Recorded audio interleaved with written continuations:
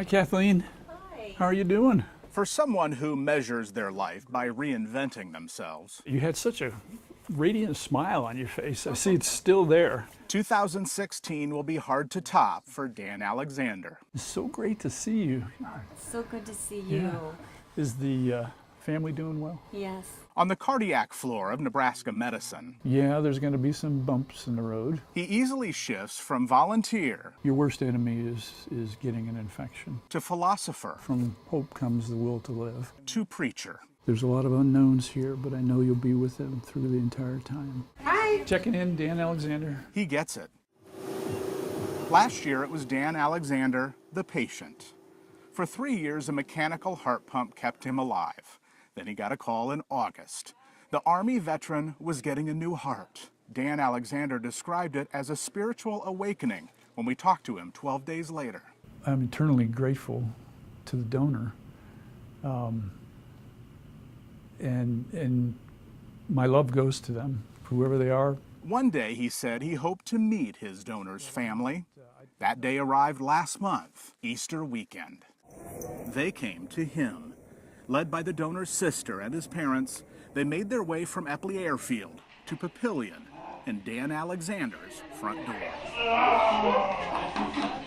Up to today, they've talked and texted and exchanged letters, but these are the first hugs. I never expected my hero to be a civilian, or a sports figure for that matter. The donor, Brian Clausen. He raced cars for a living. He died after a crash at an event in Kansas last August. Because he was an organ donor, the 27-year-old saved not just Dan Alexander's life, but 4 others. I'm part of their healing process, and they are part of mine. Let us introduce you to Brian Clausen. His fiancée, Lauren Stewart, made the trip to Nebraska too. Brian made the people around him strive to be better. After sharing stories, the Clausen family took turns, listening to Brian's heart. His mother felt every beat.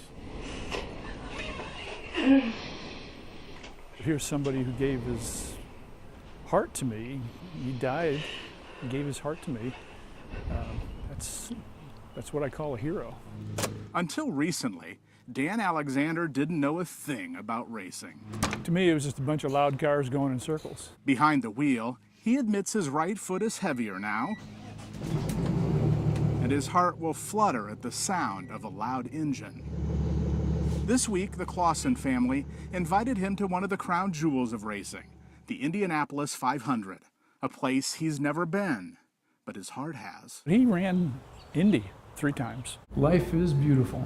Dan Alexander's next reinvention being the vehicle, the mouthpiece, the example, to convince others to become organ donors like Brian Clausen was. There's 2 families coming together,